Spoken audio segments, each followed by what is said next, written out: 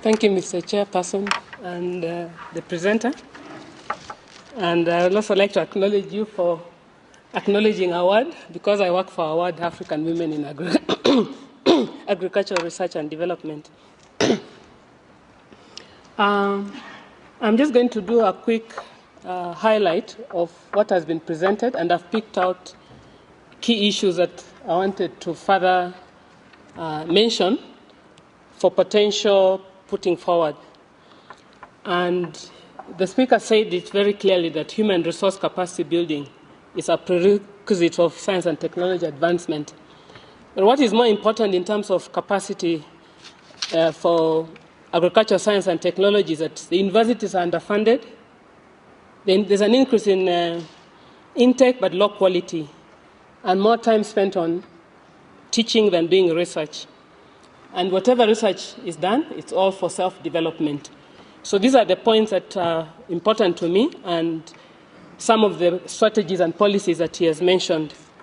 Now, when we talk about capacity development, we think about individuals, we think about organizations, and we think about the society. And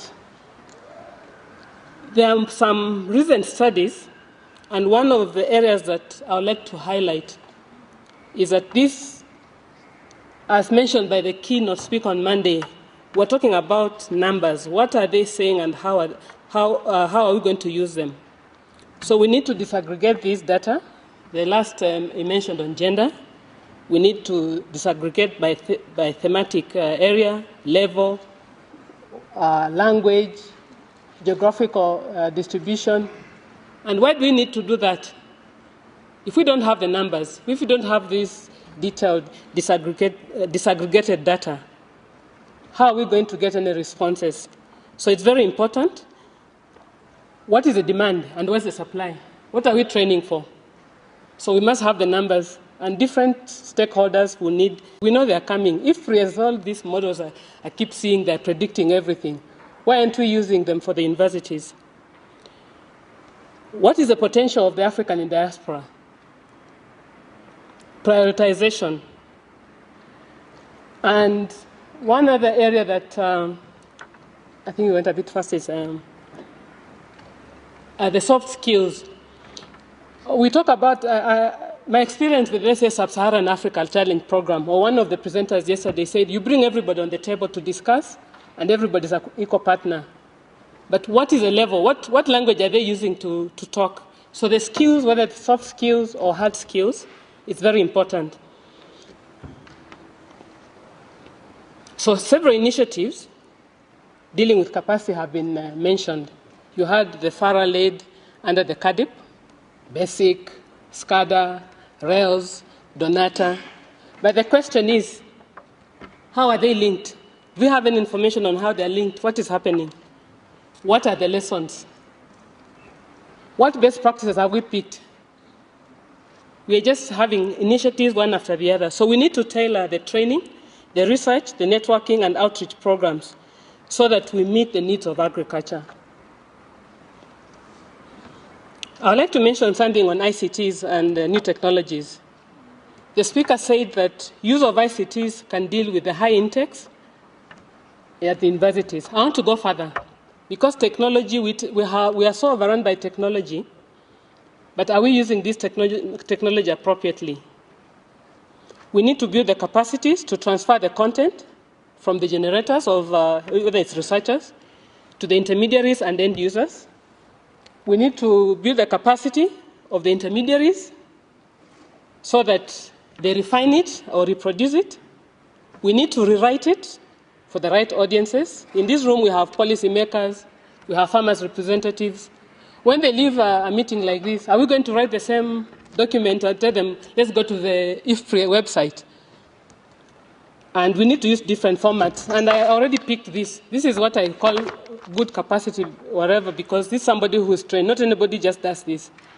But you bet there are 5 to 6 to 10 people doing this. These simple documents that you got this morning. If you go to the website, there's all sorts of technology. But the challenge is, if I take the head of the farmers, Mr. Kiriro here, When you go back to your country, are you going to tell your farmers, go to the website? No. You need to say, oh, they're saying that farmers should be organized. Market is an issue. So for them to be organized, you have to take the action. If you are from the university, when you leave here, you're just going to tell your vice chancellor, go to the website. He doesn't have the time. You need to summarize what was the highlight of this meeting. If you are a donor or you're representing a donor, your boss doesn't have time to read the website. He wants one page of the summary. And we're not training people to target that. So the technology is there, but we must train these people to use the technology that we have. Otherwise, we're just getting an overload of information. And so I'll drop it, yeah. I just want to make a recommendation of one way forward. I happen to know that last year, RU Forum organized a ministerial conference on higher education in agriculture in Africa. And some of you may have known about it. So everything was talked at that conference. Everybody was there. So for me, the way forward is to highlight what was there and for us to take it up from there, not to go back and talk about it. And what did this conference highlight? It reinforces the relevance of African tertiary education. There was a lot said about ICT in terms of quality assurance, policies, strategies, and capacity. Thinking forward, promotion of women, placing tertiary education on the policy agenda, harnessing the partnerships, regional, global, wherever, and engaging more with CADIP. So everything has already been discussed. Everything is already there by the top thinkers in this continent and partners from Europe, development partners, university vice chancellors.